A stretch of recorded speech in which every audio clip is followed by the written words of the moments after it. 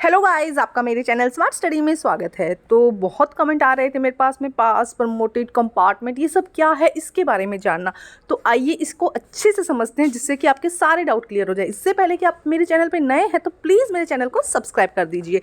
तो आइए जानते हैं कि क्या खास, जैसे कि अगर मान लो जब ऑनलाइन लिंक आएगा और उसके बाद अपना रोल नंबर, ID वगैरह सब आप डालते हैं, वहाँ पर लिखा आता है पास। इसका मतलब कि आप एकदम अच्छे तरीके से क्या हुए हैं, पास हुए हैं, कोई डाउट नहीं है, किसी भी सब्जेक्ट में कोई कमी नहीं है, आप अच्छे नंबरों से बढ़िया से पास हो गए। उसके बाद सेकंड आता है प्रमोटेड। अगर लिखा हुआ आता है कि प्रमोटेड है, इसका मतलब है चाहे कोई भी क्लास हो, अगर आप 9th 8th 5th और 11th के हैं, इसका मतलब कि आपको ग्रेस लगा के पास किया गया है। ग्रेस लगी है आपके नंबरों में तब आपको पास किया गया। अगर आप बाकी क्लासेस के हैं, प्रमोटेड का मतलब है कि हाँ, आप एक तरीके से पास है, चाहे ग्रेस लगा के हो चाहे किसी भी तरीके से हो, आप नेक्स्ट क्लास में जा रहे हैं। प्रमोटेड का मतलब ये होता है।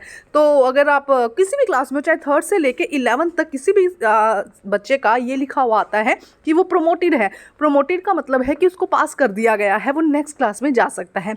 उसके बाद आता है कंपार्टमेंट का। अगर कंपार्टमेंट का आता है, इसका मतलब उसके बाद में आपका सब्जेक्ट भी लिखा होगा या फिर कंपार्टमेंट लिखा होगा।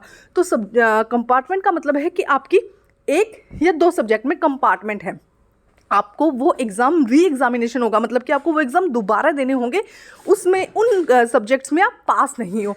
और लास्ट में अगर आता है फेल लिखा हुआ आता है, इसका मतलब है कि फेल लिखा हुआ आने का मतलब है कि आप पास नहीं हुए हो, आपको वापस से इसी क्लास में रहना है। और ये सिर्फ 5th के लिए, 8th के लिए, 9th के लिए और 11th, सिर्फ इन्हीं क्लासेस पे ऐसा हो सकता है कि फेल लिखा है, जिसमें आपको क्या करना होगा, दोबारा एग्ज़ाम देना होगा या दोबारा एग्जामिनेशन देने होंगे। तो ये आप इसी क्लास में वापस रहेंगे।